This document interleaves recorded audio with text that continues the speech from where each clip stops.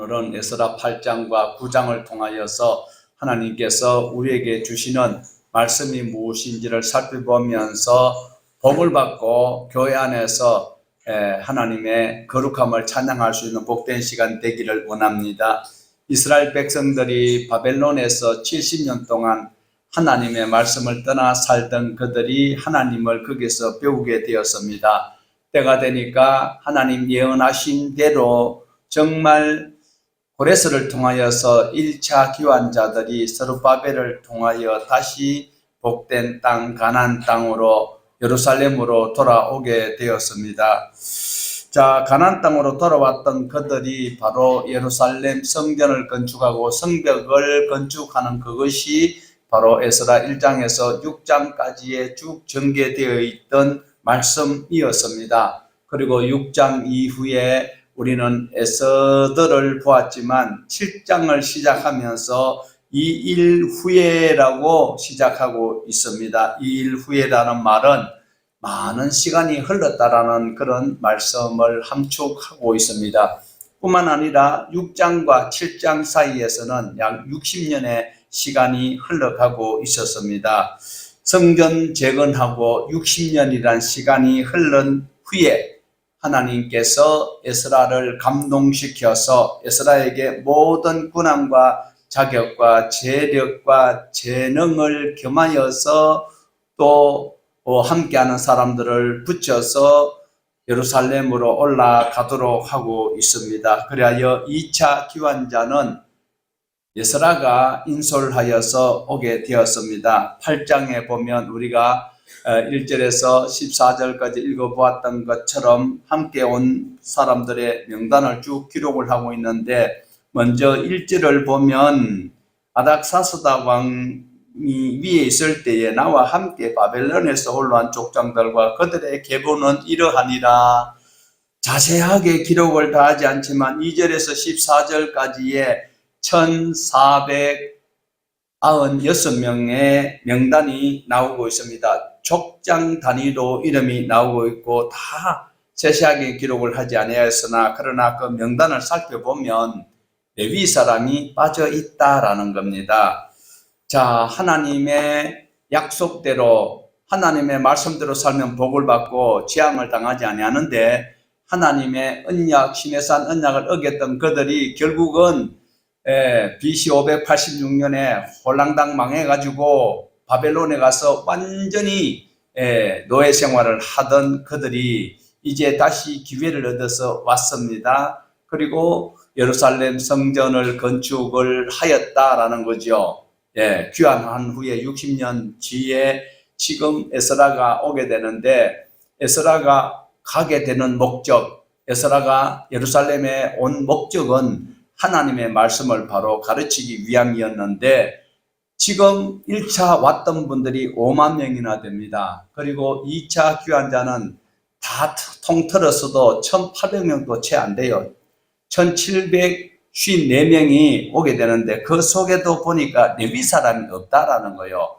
하나님의 말씀을 혼자서 다 가르치지 못하니까 그래서 레위인들을 다시 찾았습니다. 찾아보니까 38명을 동참할 의사를 가진 자들을 에스라가 발견하게 되고, 그리고 레위 사람을 도울 수 있는 느디딤 사람, 이 사람은 원래 이스라엘 사람이 아니지요. 그런데 느디딤 사람이 몇 명이냐, 220명을 포함하여서 총 1,754명을 데리고 예루살렘으로 돌아갈 채비를 차리고 있는 장면이 나오고 있습니다. 이제 에스라는 먼 길을 가야 합니다. 우리가 보았듯이 지난 7장에도 보았습니다만은 지금 거의 800km를 넉 달이나 걸려서 가야 되는 그 먼 길을 가기 전에 에스라가 어떠한 신앙의 형태를 보였는지를 우리는 배워야 합니다.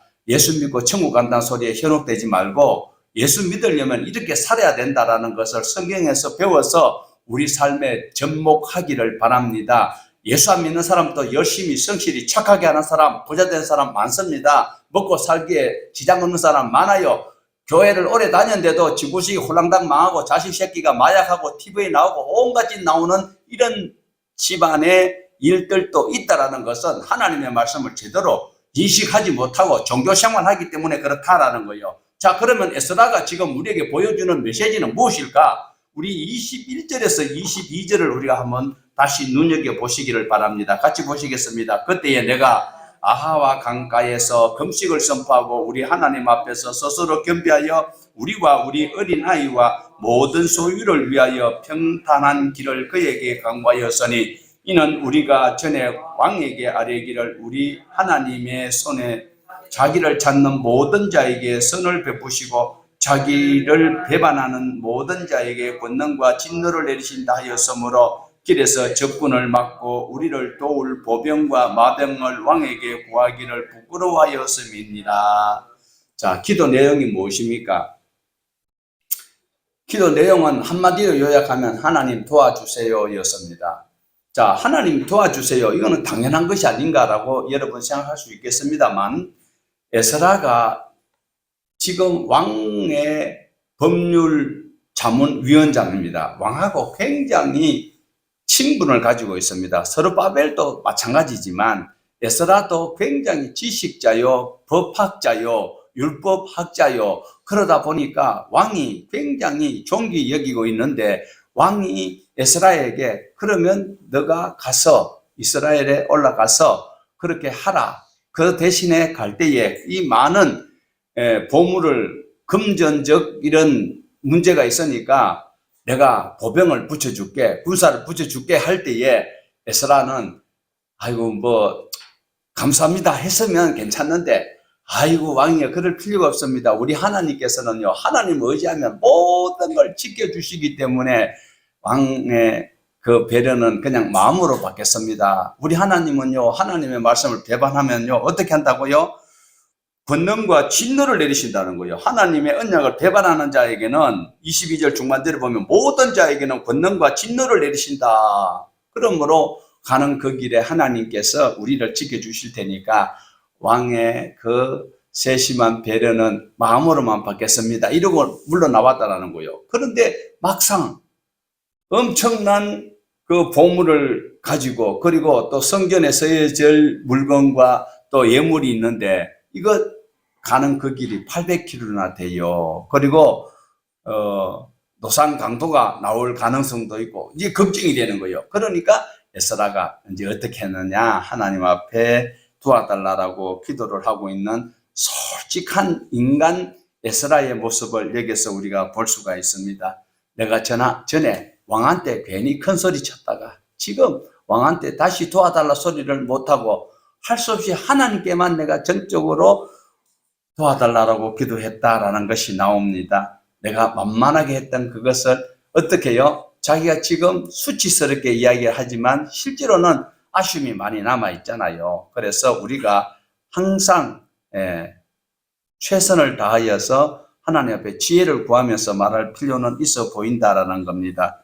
큰 소리 쳐놔놓고 지금 와가지고 호위병 붙여주세요 하려니까 하나님의 사람으로서 면이 안 선다. 우리 하나님은 이런 분이라고 내가 소개를 했는데 그러면 너 하나님 의지하고 가라 이러면 어떻게 될까요?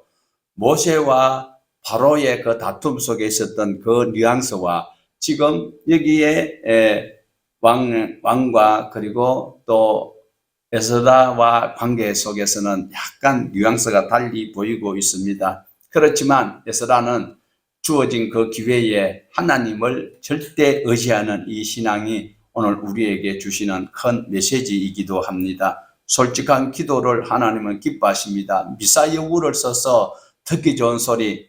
아니 여러분 대표 기도를 하게 되면 사람들 들으라고 합니까? 하나님 앞에 기도합니까? 하나님께 기도를 해야 돼요. 그런데 대부분 기도하라 그러면 혼자서는 잘 하는데 대중 기도를 하라 그러면 두려워하는 것이 무엇일까요? 바로 듣고 있는 사람들의 귀를 충족시킬 수 있는 단어를 그리고 내용을 의식하다 보니 그런 거지요. 그러나 에스라는 솔직히 하나님 앞에 모든 것을 맡기며 기도합니다. 지금 하나님의 사람입니다. 하나님이 인정합니다. 그러면 하나님의 사람은 가는 그 길에 어려운 일이 없을까요? 아닙니다. 우리가 하나님의 말씀대로 살아가는데 예수 믿는 사람들이 신앙으로 살아갈 때에 어려움이 전혀 없을까요? 주위에서 환경이 깨어지고 욕심이 난무하고 윤리가 깨어져 있고 법이 불법으로 바뀌다 보니까 원칙이 지금 깨어지고 있는 이런 상황이다 보니까 하나님의 도움을 요청하는 에스라의 그 모습을 우리에게 보여주고 있습니다. 그래서 오늘 24절에서 30절까지 보면 에스라는 하나님께 드릴 값진 예물을 안전하게 운반하기 위해서 치밀하게 계획을 세웁니다. 하나님 앞에 기도하면서요. 그러니까 우리 믿는 사람은 그냥 믿음으로 맡긴다라고 하면 안 되고 우리 예수님께서 하신 말씀이 있습니다. 누가복음 14장 28절인데 같이 볼까요? 너희 중 누가 망대를 세우고자 할진대 자기의 가진 것이 준공하기까지 족할는지 먼저 앉아 그 비용을 계산하지 아니하겠느냐. 여기 말씀 오해하지 마세요. 내가 계획하고 내가 하는 것이 아니라 하나님께서 주시는 그 모든 그 토탈적 그 은혜 가운데서 내가 우선순위를 선정하고 어떠해야 될 것인지 차질이 생기지 않도록 하고 있다는 거예요. 무엇입니까? 하나님 앞에 제사를 드릴 때 써야 되는 예물이 있어요. 대제사장에게 드려야 될 예물이 있고 그 다음에 자기가 써야 될 일상 경비가 있는데 이런 것들을 어떻게 해야 된다. 자, 하다못해 가장 성경에서 약삭 빠르고 야가 빠진 사기꾼 한 분 나오잖아요. 야곱 어떻게 했어요? 약복강 끊을 때에 순서대로 자기가 사랑하는 순서대로 이를 맡겼는데 지금 에스라는 귀한 보물을 누구에게 가장 믿음직하고 그리고 안전하게 가져갈 자들을 선별하여서 세밀하게 치밀하게 계획을 하였던 것을 보여주고 있습니다. 에스라는 제사장의 우두머리 중에서 12명의 사람을 별도로 세우는 이런 특별한 지혜를 그리고 12명의 사람들에게는 하나님께 드릴 값질 예물을 맡기는 중책을 맡겼습니다. 왜요? 성전 건축하는 것도 중요하지만 성전에서 하나님 앞에 드려져야 될 예물도 중요하기 때문이었습니다. 하지만 그 여정은 만만하지 않아요. 위험한 길이었습니다. 자, 하나님께서 그 위험한 그 길을 어떻게 보호하여 주시는지를 31절에서 말씀하는데 우리 8장 31절 같이 봅니다. 첫째 달 12일에 우리가 아하와 강을 떠나 예루살렘으로 갈새 우리 하나님의 손이 우리를 도우사 대적과 길에 매복한 자의 손에서 건지신지라. 매우 중요한 것은 매복자들의 습격을 받았다라는 겁니다. 매복자들의 습격을 받았지만 하나님께서 큰 어려움이 없도록 지켜서 이들을 완벽하게 갈 수 있도록 해 주셨다. 이 말을 우리말로 고치면 형통케 하셨다라는 거예요. 우리는 형통하다 그러면 어려움이 없고 걸림이 없고 방해꾼이 없는 그냥 내 하고 싶은 대로 그냥 내 자력으로 쭉 갈 수 있는 그것이 바로 형통이라고 여기고 있는데 지금 대적자들이 있었다는 거예요? 없었다는 거예요? 있었다라는 겁니다. 분명히 31절에서 노상강도 이 산적 같은 놈들이 있었다라는 거예요. 대적과 길에 매복한 자가 있었다라는 겁니다. 그렇지만 에스라는 길을 떠나기 전에 하나님 앞에 계획을 세웠고 하나님께서 지켜주시기를 위해서 밥을 먹지 아니하고 하나님 은혜를 구하였던 그 장면을 우리에게 보여주고 있습니다. 에스라는 보병과 마병과 그리고 군사들을 바사왕에게 구하지 아니하였습니다. 오직 하나님만 의지하였을 때 하나님께서 도와주셨어요. 내가 병이 걸렸어요.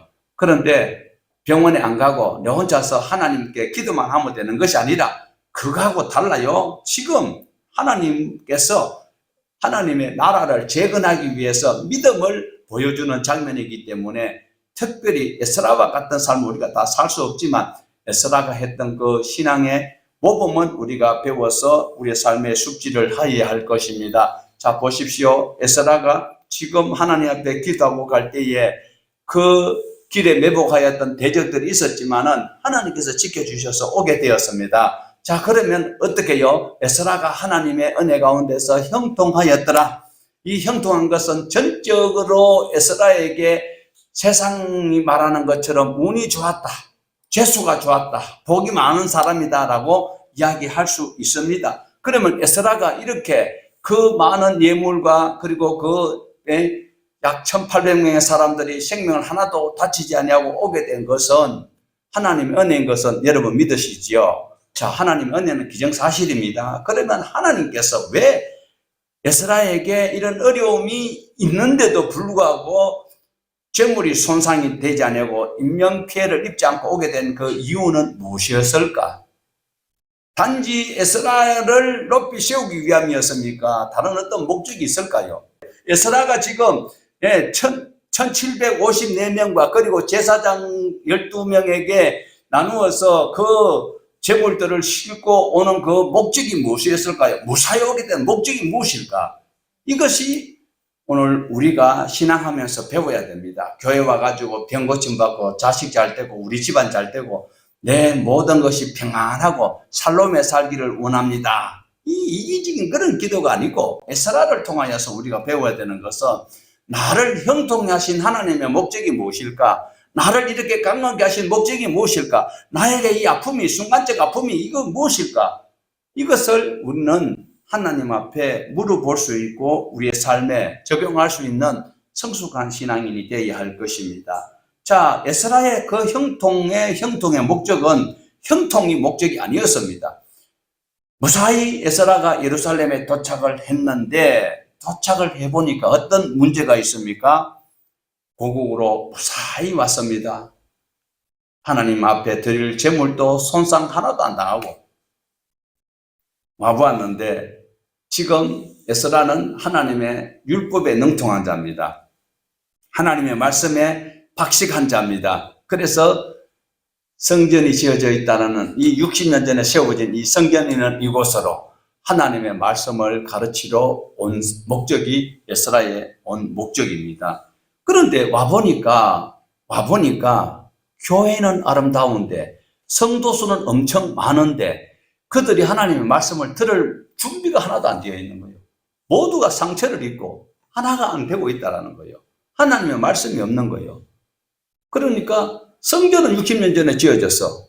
에스라는 들뜬 기분에 자기 조상들이 살던 고국을 하나님 앞에 기도하면서 하나님의 은혜 가운데서 왕의 총리를 다 거절하고 지금 말씀을 가르치려고 왔는데 와보니까 들을 준비가 안 되어 있다는, 들어도 귓전으로 듣고 형식적인 종교생활을 하고 있는 그들. 그랬을 때에 에스라가 얼마나 마음이 아픈지 하나님의 말씀을 어떻게 하면 전할 수 있을까 고민하고 있는 에스라의 마음을 우리가 9장 1절과 2절을 통해서 한번 같이 동참해 보십시다. 이 일 후에 방백들이 내게 나와 이르되 이스라엘 백성과 제사장들과 레위 사람들이 이 땅 백성에게서 떠나지 아니하고 가나안 사람들과 헷 사람들과 브리스 사람들과 여부스 사람들과 암몬 사람들과 모압 사람들과 애굽 사람들과 아모리 사람들의 가증한 일을 행하여 그의 딸을 맞이하여 아내와 며느리로 삼아 거룩한 자손이 그 지방 사람들과 서로 섞이게 하는데 방백들과 고관들이 이 죄에 더욱 어떠함이 되었다 하는지라. 에스라가 얼마나 낙심하겠습니까? 하나님 말씀 때문에 내가 왔는데 와보니까 교회라는 곳이 예수님께서 말씀하신 대로 강도의 소굴로 만들어 놓고 있고 지도자들이 지금 첩을 두고 이방 여인을 자기 아내로 삼고 예루살렘의 어두운 영적 모습을 그대로 표현을 하고 있습니다.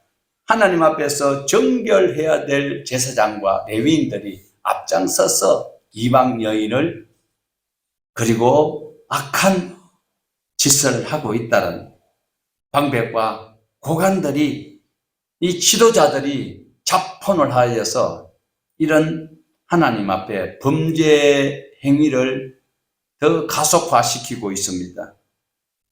당시에 이방 여인과 결혼하는 것은 단순히 이스라엘 백성이 다른 인종과 결혼한다 이것이 아닙니다.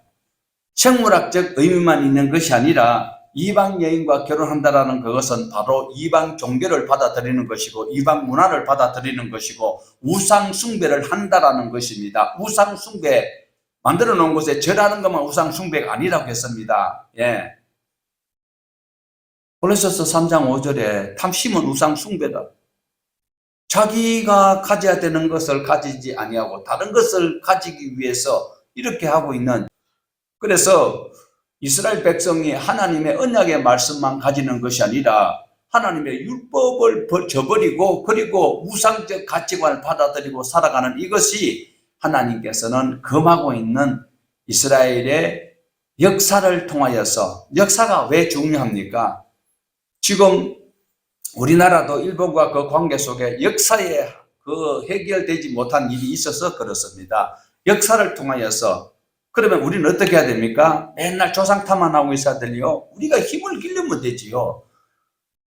네, 시편 23편을 보면요, 원수 갚는 것이, 다윗이 어떻게 해요? 원수들의 목전에서 하나님께서 상을 차려주셔서 하나님과 겸상하게 되면 원수들을, 우리가 원수 갚는 원수는 싸그리 싹 척결해보는 것이 우리의 마음이 시원한데, 하나님은 원수들을 보는 데서 원수를 그대로 두고 우리를 더 강력하게, 더 힘을 세도록 해주시는 거예요. 하나님께서 사사시대 때 보면 항상 하나님의 백성들이 말씀을 떠나서 할 때에는 주변 나라를 강하게 하여서 그들이 강한 힘으로 쳐들어왔어요.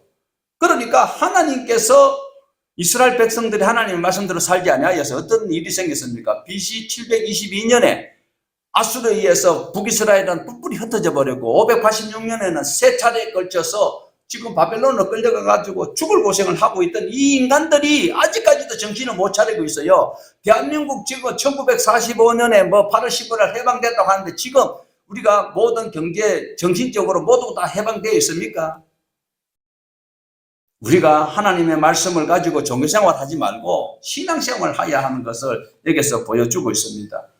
자기 역사를 까먹어버리는 민족은 살아날 방법이 없어요. 지금 북이스라엘이 흩어졌다가 약 134년, 그래 통상 150년 뒤에 남유다가 망했다고 하는데, 남유다가 정신을 차렸다면 정신을 차리면 안 망할 수 있었잖아요. 그런데도 자기 편리대로 하나님의 말씀을 저버리고 불법을 해나다 보니까 결국은 세 차례의 노략질을 당하고 하나님의 성전이 불타고 금을 다 뺏겨버리고 성벽이 무너지고 자기가 난 자식을 잡아먹는 이런 비참한 꼴을 당하였던 것이 불과 몇 년 전이었냐는 거예요. 70년 뒤에 돌아왔습니다. 그리고 60년 뒤것 때문에 130년밖에 안 됐는데 지금 와보니까 하나님의 말씀대로 살겠다고 5만 명이 왔던 그 인간들이 다른 피부가 다른 사람들하고 이뻐 보인다고 그것을 자기 아내로 한 입을 뒤집어 듣고 살고 앉았고 자기 며느리를 삼고 사위를 삼고 이랬을 때 에스라가 생각할 때 어때요? 또 곧 망하겠구나. 또 곧 죽겠구나. 얼마나 가슴 아파요. 우리 예수님은 지금 이제 좀 있으면 이제 고난주간 만나고 일하는데 정말 십자가를 앞에 두고 십자가 뒤에 그 다가오는 그 스케줄에 의해서 주님이 고난당할 생각하실 때에 할 수만 있으면 이 잔이 내게서 지나가기를 원하는 그 기도, 우리 죄를 사하기 위해서 했는데 에스라가 지금 볼 때는 조상들이 이렇게 잘못하여서 130년 전에 있었던 그 일을 지금 다시 반복하고 있으니까 에스라는 소름이 끼치는 거지요. 그래서 하나님 앞에 울면서 기도하고 있는 것입니다.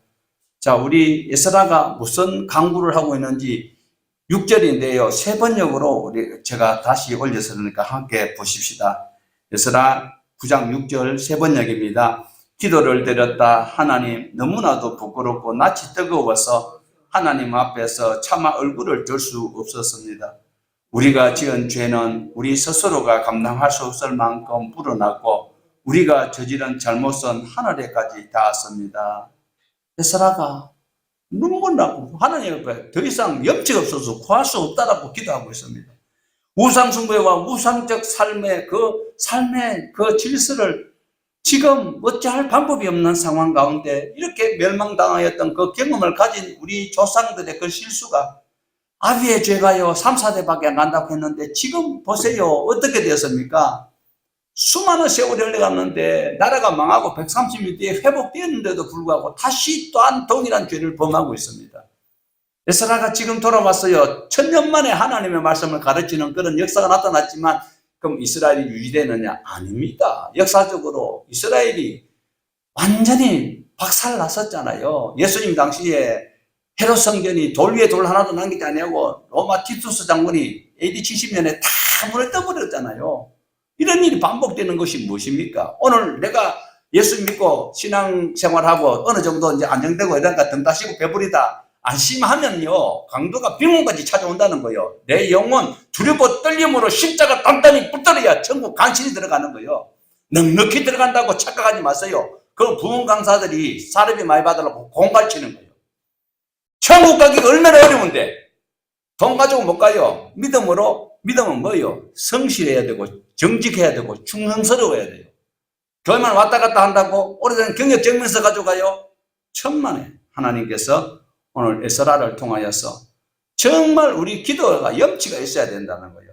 하나님, 내가 이제도 기도도 못하겠습니다.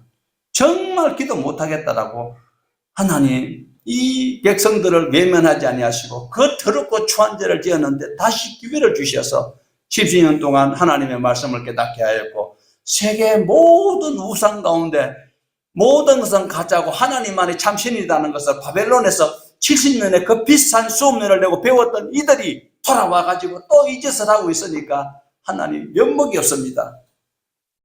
강관한 이 길, 심판의 길로 멸망의 길로 가고 있는 이 민족들을 하나님 내가 기도할 면목이 없다라고 기도하고 통해 자복하고 있습니다. 본문 우리 10절을 같이 보십시다. 우리 하나님이여 이렇게 하신 후에도 우리가 주의 계명을 저버려 싸우니 이제 무슨 말씀을 하오리까? 예수 믿는 사람은요, 최소한 이런 양심은 있어야 돼요.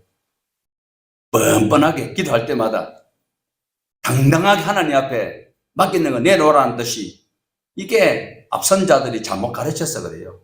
말씀을 지도하지 아니했기 때문에 예수만 믿으면 다 된다라고 공갈쳤기 때문에 사기쳤기 때문에 한국 교회 그리스도인들이 엉망진창 이 삶을 통해서 복음이 증거될 수 있겠느냐라는 거예요. 최소한 에스라와 같은 마음은 우리가 가질 수 있도록 우리 마음속에 묵은 땅을 기경할 수 있고 가라지와 엉겅퀴를 걷어낼 수 있는 마음이 되어야 합니다. 9장에 보면 에스라가요 회개하는 기도가 나오고 있는데 우리가 원하는 것처럼 용서해 주세요라는 단어가 없다라는 거예요. 우리는 어때요? 무조건 잘못했으니까 무조건 이걸 해주고 저거 해주고 저거 해주고 하나님 막 이렇게 해서 얼렁뚱땅 해가지고 내 목적을 달성시키기 위한 것을 구하고 있는데 오늘 9장에 보면은요 에스라는 차마 용서를 구하지 못하고 있을 뿐만 아니라 처음부터 끝까지 자세히 한번 읽어보세요. 용서를 구하는 표현이 없습니다. 무엇입니까? 우리 백성이 지은 죄가 얼마나 크고 무거운지 심각한지 구구절절히 이야기를 하고 있습니다. 오늘날도 지금 또 가서 여러분 TV를 틀어놓고 뭐 유튜브를 통해서 보세요. 교회들이 전부 다 소망적인 메시지만 전가하고 있지 않는가? 그 소망적인 메시지에 젖어서 여러분 영혼이 과연 천국에 넉넉히 들어갈 수 있을까요? 하나님의 말씀을 지키기 위해서 애쓰고 수고하는 것을 전가하지 아니하고 무조건 결과론적으로 자격이 다 갖춰진 사람에게 주어지는 그 혜택만 교회에서 전가하고 있어요. 그 혜택에 아멘하고 헌금하고 자기는 그 교회에서 다녔기 때문에 자기 시험 쳐서 그 교회에 들어갔습니까? 큰 교회 시험 쳐서 들어갔습니까?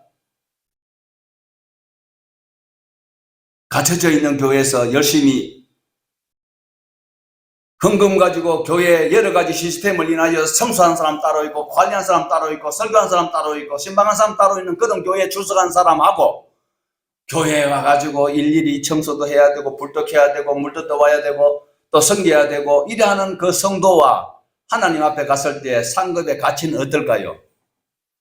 나는 큰 교회에서 유명한 설교 들었기 때문에 내가 거기 가서 배웠던 그 신앙의 연조가 있어서 나는 이렇게 하나님 앞에 예배 드리고 예배 참석하였던 것으로 나는 큰 교회, 메이크 있는 교회에 나는 갔다 왔던 사람이요. 그러나 우리 교회는 모두가 다 섬겨야 되고 모두가 다 힘써야 되고 다 애써야 되는 그곳에 있었던 성도와 하나님 앞에 갔을 때에 너는 작은 교회에서 고생 허벌나게 했구나. 너는 저쪽 귀퉁이에 어디 있든지 말든지 하라.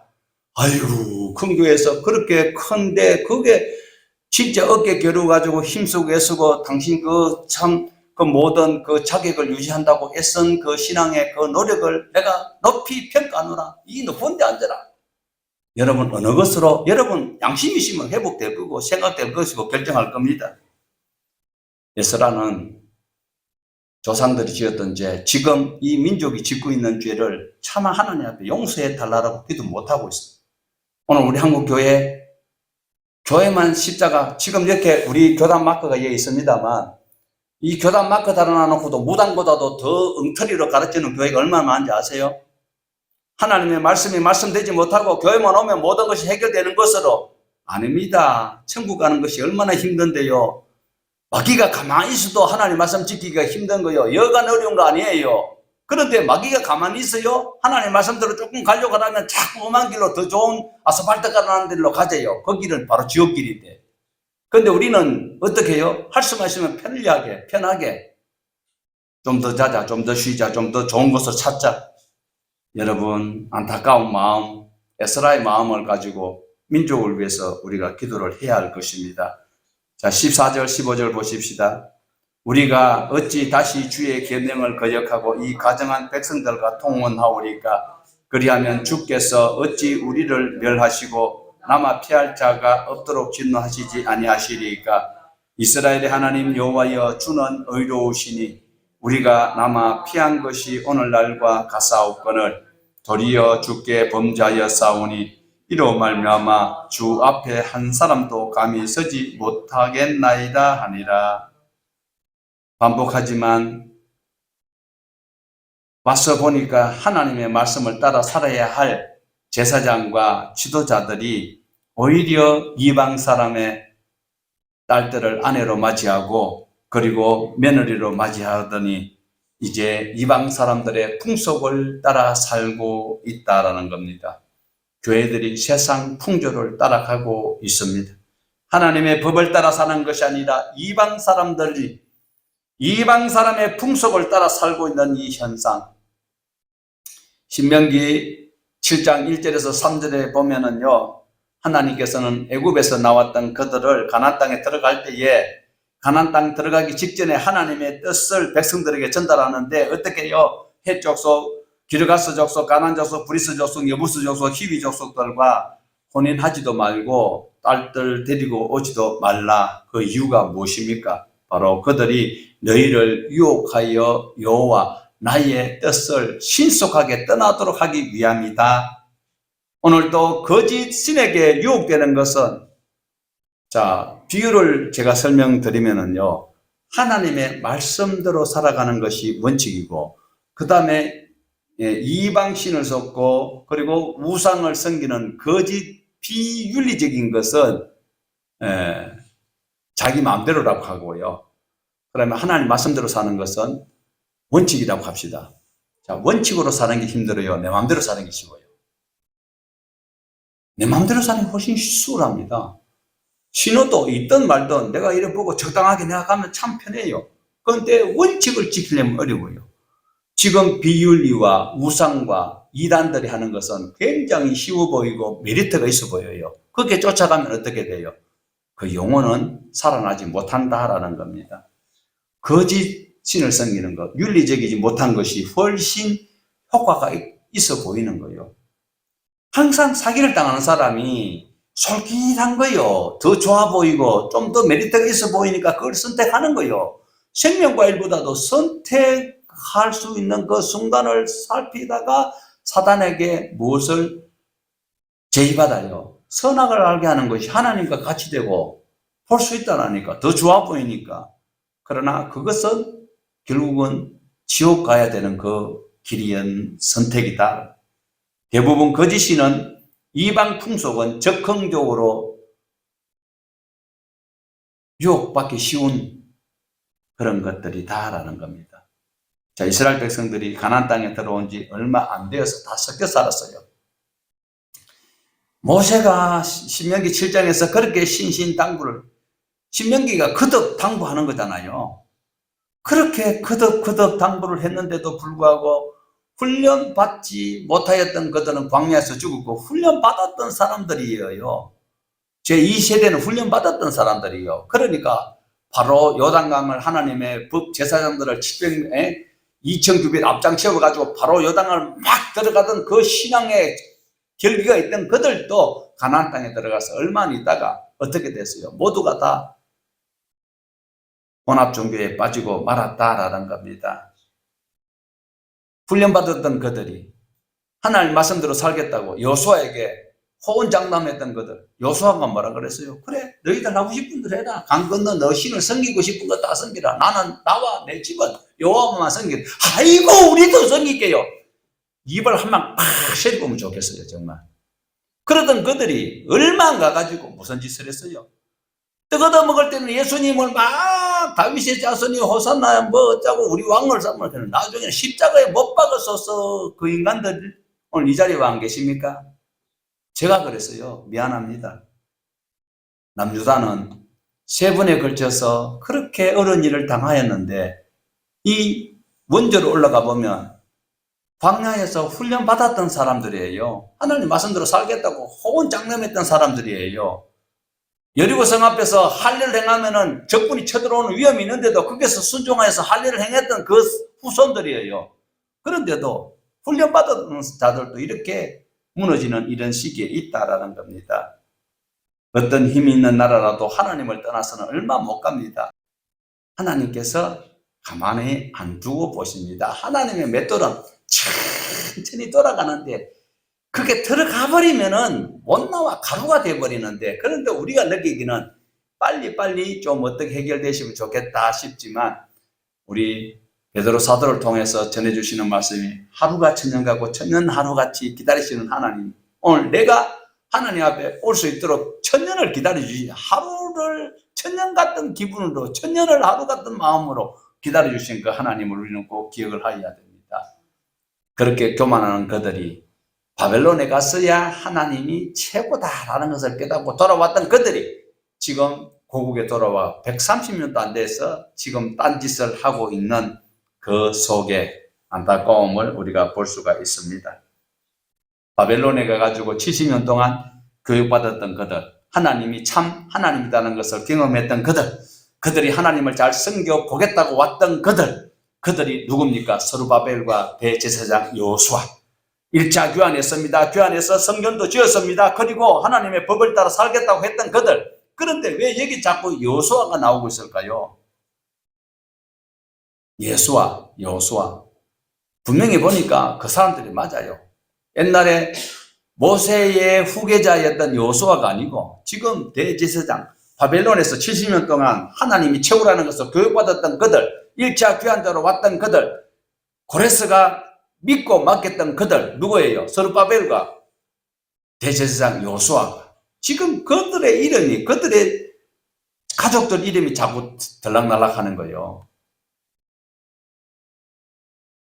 오늘도 하나님의 성전을 세워놨는데 성전 안에서 성전적 역할을 감당하지 못하니까 이런 일이 생겼습니다.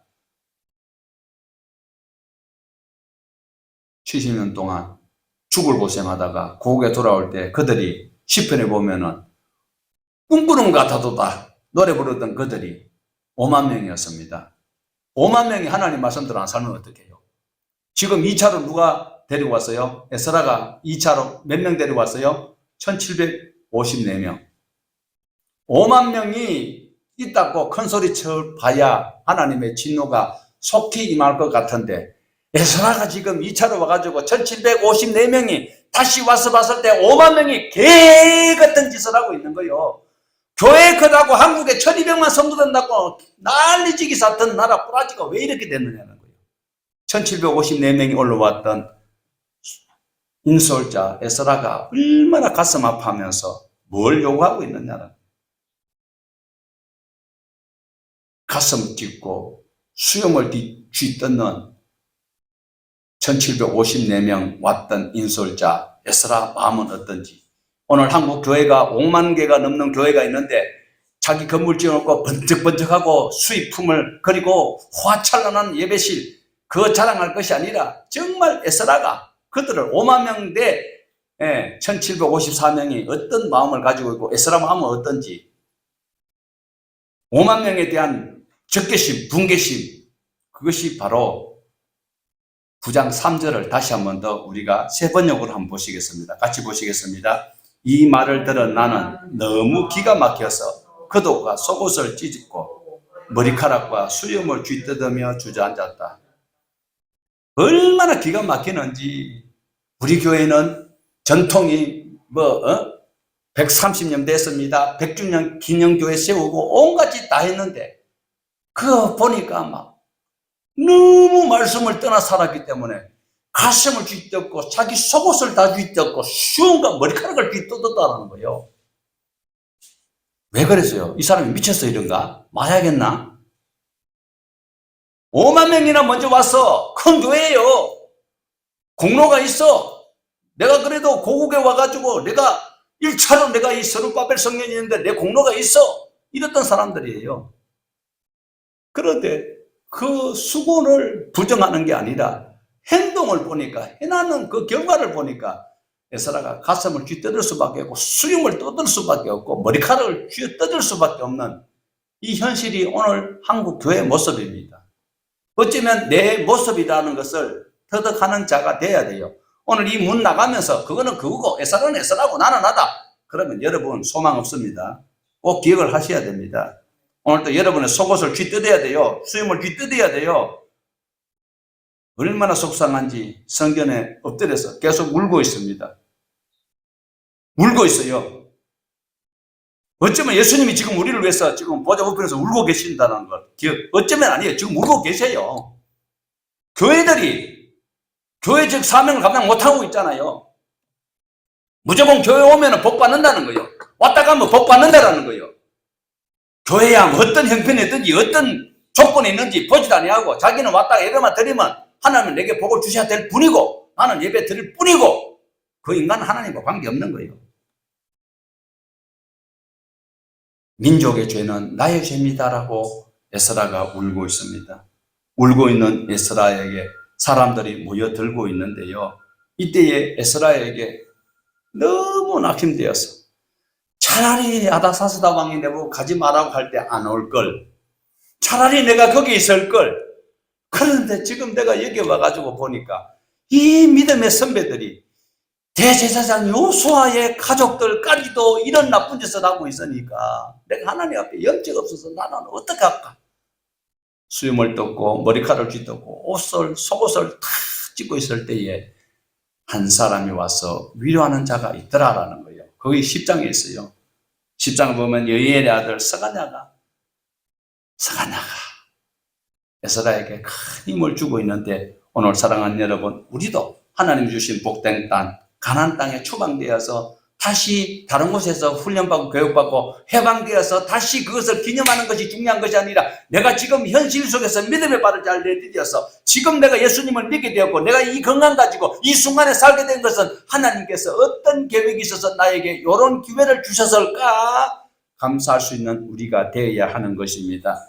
하나님의 율법을 저버리지 아니하고 우상적 가치관을 배격하고 하나님의 진리의 말씀을 내가 더 가까이 가기 위해서 조상들이 잘못했던 이런 것들을 청산하고 내가 하나님의 말씀을 더 익혀서 더 배워서 내 삶에 적용하겠다는 이 각오가 없다면 여러분 다시 바벨론으로 갈 수 있다라는 거 기억을 해야 합니다. 내가 구원받은 목적이 무엇인지, 내가 싸워야 할 신앙의 대상은 무엇인지, 그리고 분명한 방향은 어떤 신앙인지를 우리는 기억을 해야 합니다. 여러분 교회 나오는 분명한 목적이 있어야 합니다. 우리는 이 시대 제약과 맞서 싸워야 합니다. 나라를 위해서 기도하는 것 중요하지만 내가 하나님의 말씀 안에서 에스라와 같이 민족이 짓는 죄를 내 죄로 기억하면서 하나님 앞에 통해 자복하여 하나님의 백성으로 성행하는 모두가 되기를 주님의 이름으로 축복합니다.